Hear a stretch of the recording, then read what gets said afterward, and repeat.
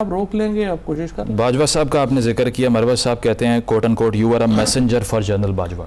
चलिए उनकी मेहरबानी है, उन्होंने सऊदी अरेबिया से नीचे आ गए हैं कि वो उन्होंने रजीम चेंज की। अच्छा हम मेरे पे आ गए, मेरे तक रह ले ठीक है। हाँ। वो सऊदी अरब क्या है। फवाद साहब ये रियलाइज़ हुआ कि आपके सारे पॉलिटिकल करियर में अगर देखा जाए so you would be among the people who are most pro establishment, जिसके अलावा शेख रशीद साहब का नाम आता है, शाह महमूद साहब का नाम आता है, आप तीनों ही पगाड़ा शेख उनका भी आता है। लेकिन अगर आप तीनों इस कैटेगरी के पॉलिटिशियंस जो कि किसी हद तक प्रोपोनेंट रहे हैं एस्टैब्लिशमेंट के, वो इस सब से गुजरे, रिग्रेट हुआ अंदर से कि ऐसा ना ही करते, मिला तो कुछ नहीं बिल आखिर? क्या ना करते? Pro establishment politics. Establishment politics क्या होती है? वो ये होती है कि जब आप जस्टिफाई करें कि इक़्तिदार में आप पॉलिटिशियन है, मेन्यू है, उसमें से चीज़ें उठानी है ना। आपको आसमान पे तो नहीं सियासत कर रहे। देखिए NGO नहीं ना चला रहे, मतलब उनके पाकिस्तान के अंदर एक 1952-53 से जब हम अयूब खान यहाँ पे गए, अमेरिका गए जी, और 53 से यहाँ पे हम फ्रंटलाइन स्टेट हैं अगेंस्ट USSR रहे। हाँ। फिर हाँ, वो पहले जो है कोरियन वॉर आ गई, फिर वियतनाम वॉर आ गई, फिर आपकी तालिबान वॉर्स आ गई, फिर ये आ गया। तो आप एक माहौल में कौन मतलब प्रो एस्टैब्लिशमेंट यहाँ पे पॉलिटिशियन नहीं है। सो लेट्स, बेनज़ीर भुट्टो क्या पॉलिटिशियन, क्या एस्टैब्लिशमेंट की मदद के बगैर आ गई थी? क्या नवाज शरीफ जो है वो एस्टैब्लिशमेंट की प्रोडक्ट नहीं है? So if all of you are same, तो आपका डिफरेंस क्या है बाकी पार्टी से? इसलिए कि पाकिस्तान अब चेंज हो गया ना। जो एक पॉपुलर मसलन देखिए ना, फ़र्क है। मसलन इमरान खान है, नवाज शरीफ हैं, बेनज़ीर भुट्टो हैं, ये लोगों को भी एस्टैब्लिशमेंट की मदद लेनी पड़ी है एक वक्त में, लेकिन ये भी कोई शुबा नहीं है कि ये पॉपुलर पॉलिटिशियन थे। So it was a combo you can say, जिसमें एस्टैब्लिशमेंट का रोल 35-40% होगा, 60% रोल लोगों का होगा। बिल्कुल, मुझे याद है Pakistan has actually gone through. I remember you saying, आपने कहा था कि आइडियोलॉजी इतनी ज़्यादा यहाँ मैटर नहीं करती, प्रैग्मेटिज्म होता है। तो अगर आइडियोलॉजी मैटर नहीं करती, the only reality is establishment, तो उनके पास ताकत थी, उन्होंने आप लोगों पे एक्सरसाइज कर दी, तो गिला किस बात का है? अब तो एक्चुअली पाकिस्तान में हालात बदल गए ना।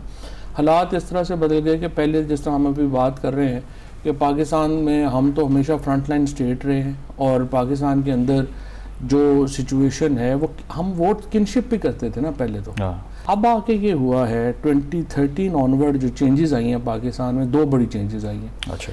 एक चेंज ये आई है कि आप अब इस खत्ते में वॉर ही कोई नहीं हो रही, तो पाकिस्तान में एहसास होगा, एस्टैब्लिशमेंट को भी एहसास होगा। मेरी बड़ी लंबी इस पर तवील गुफ्तगू हुई है, जनाब बाजवा साहब से भी हुई है, जो सीनियर जर्नल्स हैं उनसे भी हुई है, कि देखिए एस्टैब्लिशमेंट को अपना किरदार रीडू करना पड़ेगा, क्योंकि पाकिस्तान को अब नॉर्मल मुल्क बनाना पड़ेगा। अच्छा। और दूसरा जो हुआ है, ये जो 8 फरवरी में साबित भी हुआ, वो ये हुआ है कि पाकिस्तान के अंदर जो किनशिप है वो ख़त्म हो गई और इंडिविजुअलिज्म आ गया।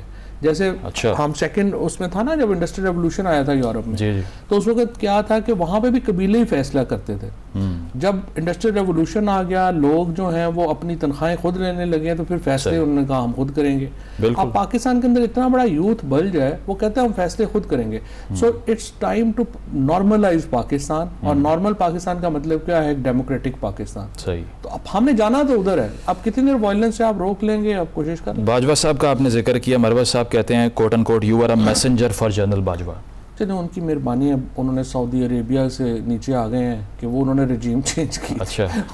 हम मेरे पे आ गए, मेरे तक रह ले ठीक है। हाँ। वो सऊदी अरब वगैरह को बख्श। लेकिन कुछ लोग वो आपके खिलाफ क्रिटिसिज्म जो करते हैं वो यही कहते हैं कि जो पहली इंफॉर्मेशन मिली इस्टेब्लिशमेंट को कि खान साहब का जनरल फैज़ के बारे में प्लान क्या था, that somehow got leaked from your side. वो तो आप बता सकते हैं क्या प्लान था? कोई प्लान नहीं था।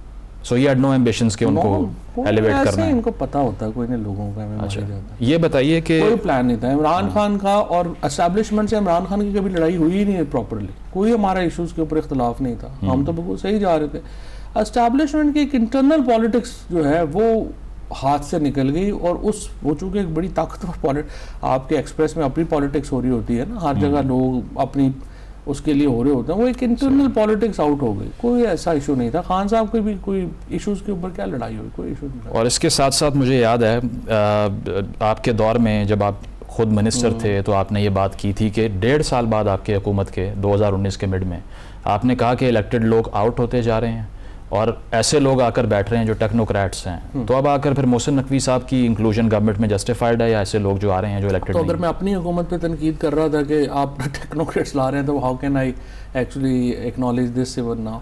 प्रॉब्लम पाकिस्तान में यही है, जो हमारे एक जो टेक्नोक्रेट्स हैं they can never be good decision makers, क्योंकि उनका प्रॉब्लम ये होता है कि वो सेंटिमेंट्स ऑफ द पीपल से दूर होते हैं। इसीलिए ये जो डेमोक्रेटिक मॉडल है दुनिया में, ये ऐसे ही नहीं आगे आ गया, ये इसके ऊपर तकरीबन आप समझिए सैकड़ों साल जो है, मॉडर्न डेमोक्रेसी को ले लें तो 500 साल तो लगे ही है ना। एग्जैक्टली तो आप ये 500-600 साल ऐसे ही नहीं लग गए। तो लोगों ने, एक अक्लमंद लोगों इस नतीजे पे पहुंचे हैं कि टेक्नोक्रेट्स नंबर 2 अच्छे हैं, बना के दे दें, बट अप्रूवल्स आप पॉलिटिकल लोगों से लें जो सेंटिमेंट ऑफ द पीपल को देख के करेंगे। सही। मसलन मैं एक छोटी सी बात करूं आपको, अगर आप को जल्दी ना हो। जी श्योर। मसलन ये देखिए ना कि मसलन हमारी रियलिटीज़ हैं, कुछ इकोनॉमिक रियलिटीज़। इकोनॉमिक रियलिटी है ट्रेडर पर आपने टैक्स लगाना ही लगाना है। आपकी रियलिटी आपने रियल एस्टेट के ऊपर टैक्स लगाना ही लगाना है। आपकी रियलिटी आप बिजली सस्ती नहीं कर सकते। आपकी रियलिटी आपने ये जगह जो है बेचनी है।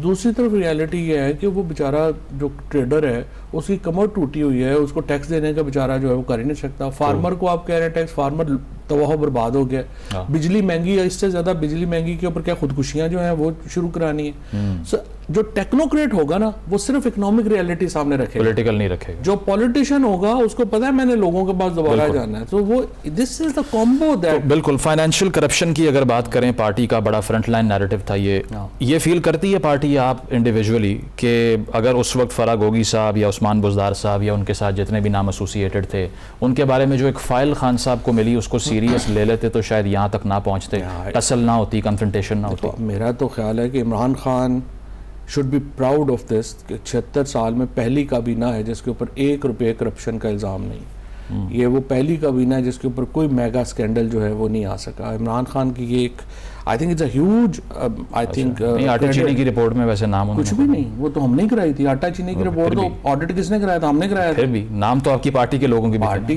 जिनका नाम आया था उस पर कार्रवाई भी तो हुई ना, उस पर देखो कितना टैक्स जमा हुआ, क्या हुआ, वो तो हमने कराई थी ना। वरना तो क्या होता है जब कैबिनेट जाती है तो लाइनें लग जाती हैं, ये भी फलाना भी फलाना भी। तो इमरान खान और मैं समझता हूँ as a member of the cabinet I am very really proud of my colleagues and everyone. तो ऐसी कोई रिपोर्ट नहीं थी कि बुज़दार साहब के अंडर करप्शन हो रही है? अब मैं आपको बताऊँ, बुज़दार साहब का या ये फराह गोगी का, आप भी यहीं थे, हम भी यहीं थे, हम भी सुनते थे ऐसे जैसे आपने सुना। बट देखो अब 2 साल हो गए हैं। द प्रॉब्लम इज़ कि जो भी है, उस्मान बुज़दार अगर करप्ट था तो उसके पे केसेस आने चाहिए थे। नून लीग बैठी हुई है हुकूमत में, फराह गोगी करप्ट थी तो उस पर केसेस आने चाहिए। अब इन दोनों के ऊपर जो केसेस आप देखते हैं तो आप देख सकते हैं कि ये क्या केसेस हैं।